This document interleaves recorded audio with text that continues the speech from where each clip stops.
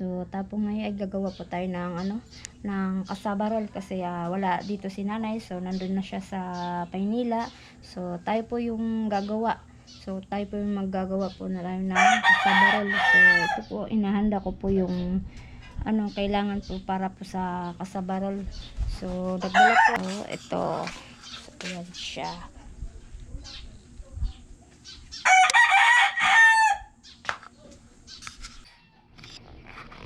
Ayan yung kamuting kahoy. So ito ako po yung gumagawa na po ngayon ng cassava roll, eraid, tsaka bibingka at puto. Yung cassava roll, bago ko lang po na tutunan dahil po wala po kasi si nanay po dito. So nandun po siya sa Pampanga, nagbakasyon. So ako po yung yung parang mama kay nanay, yung gumagawa po ng cassava roll.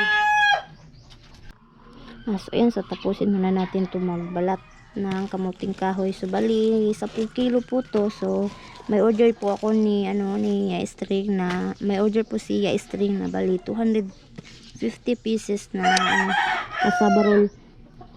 So ayan.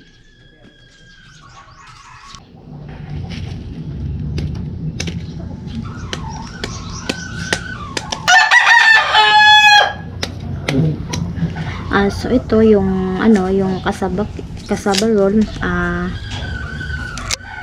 Nung first time ko pong gumawa nagluto po ng cassava roll, sinubukan ko pong magluto po ng cassava roll.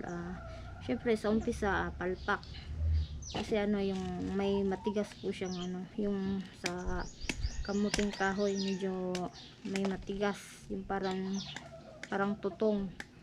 So nung naman hindi ko po to talaga tinigilan na matuto.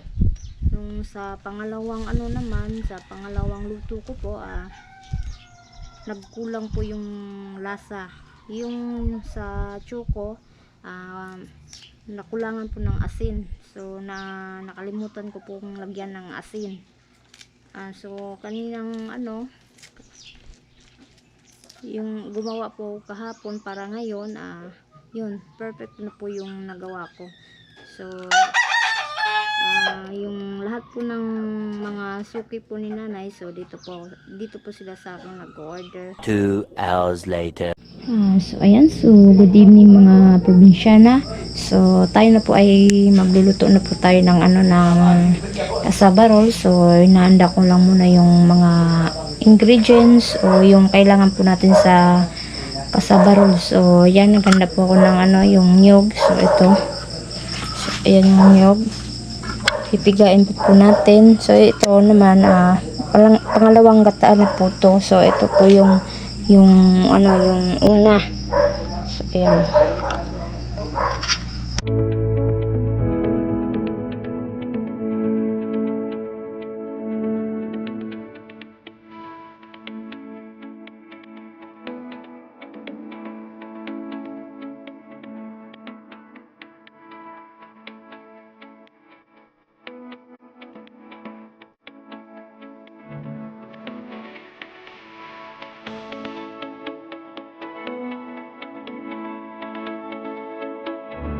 A few moments later.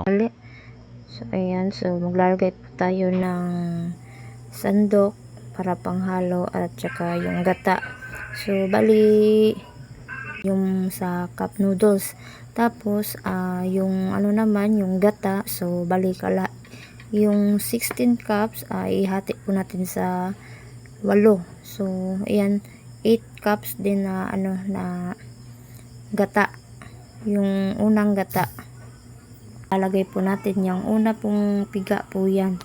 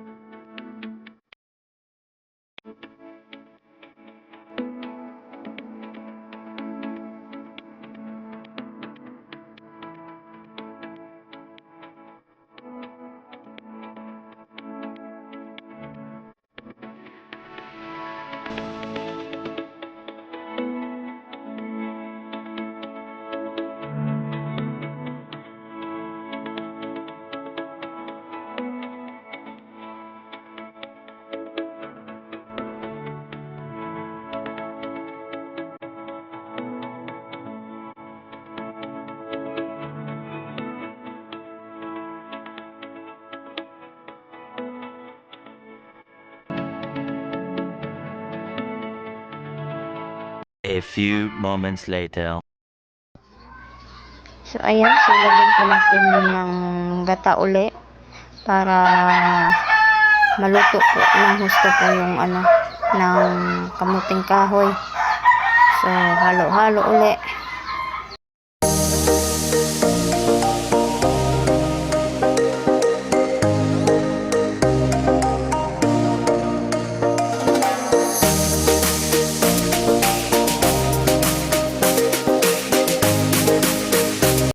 Habang inaantay po natin maluto po yung kamuting kahoy.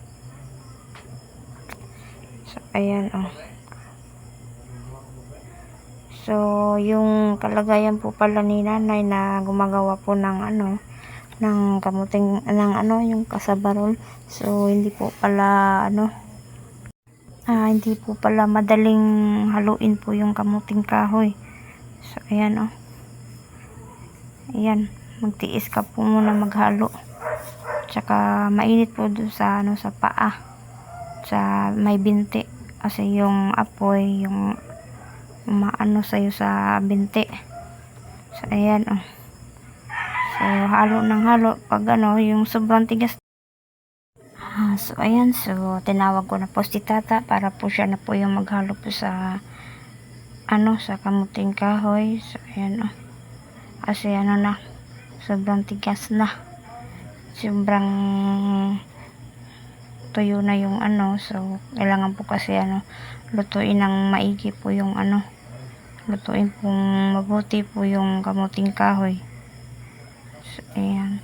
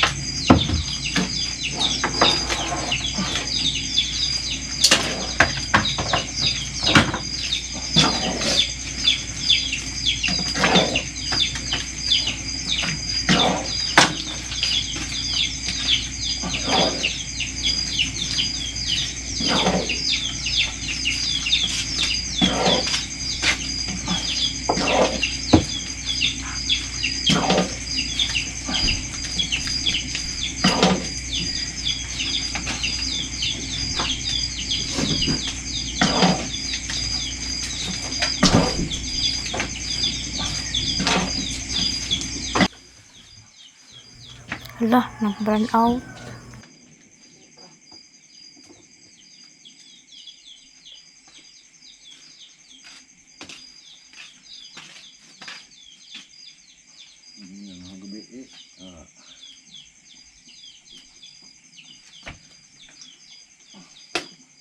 So, kahit nag-burn out, so tuloy pa rin po kami magluto. Pinagpatuloy pa rin po namin lutuin po yung ano, para po sa kasaba roll.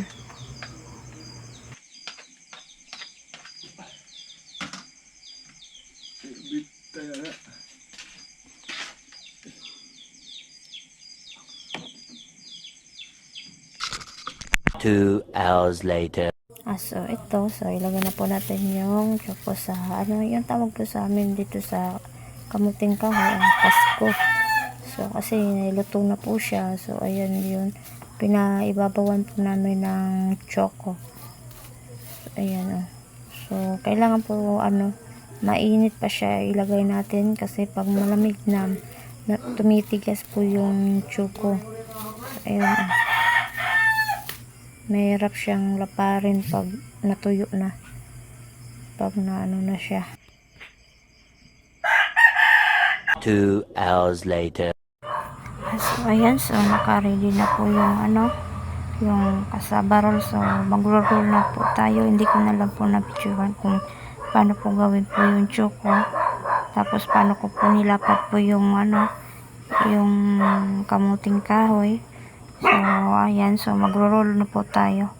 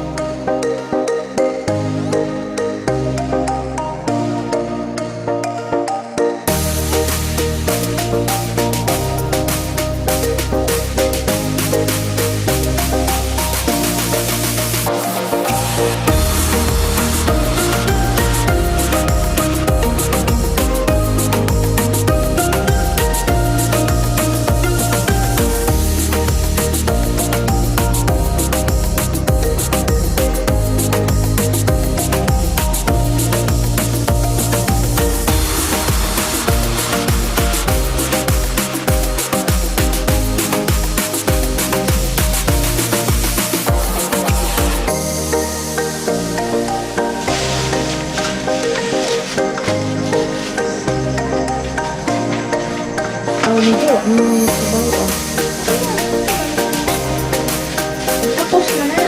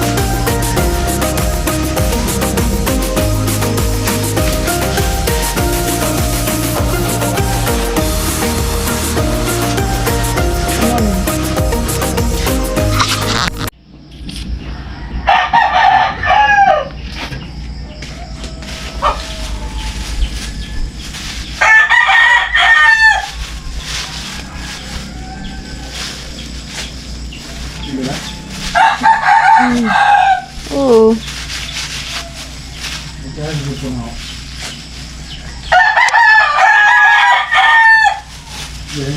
Nakagbuhat eh.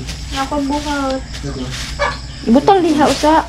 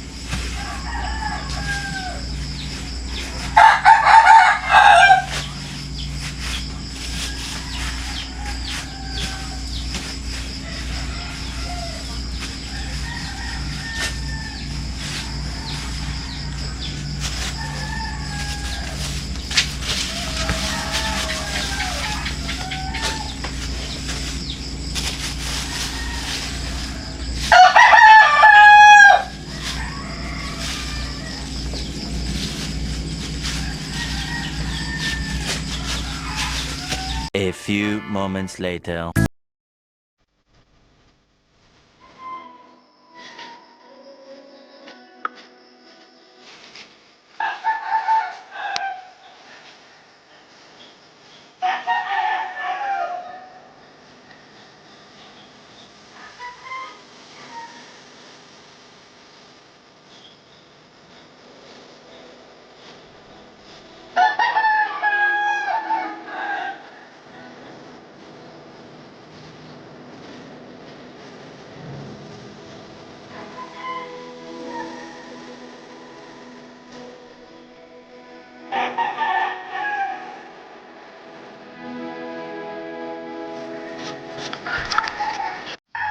Ayan, so nag-umpisa na po silang magbalot po ng cassava roll. So kanya-kanya po sila. So bali dalawang lamesa po yung gamit ko kasi hindi po nagkasya po sa isang lamesa lang yung 250 piraso. One eternity later. So ayan, so binibilang na po natin kung tama po ba na 250 piraso po yung cassava roll. So ayan.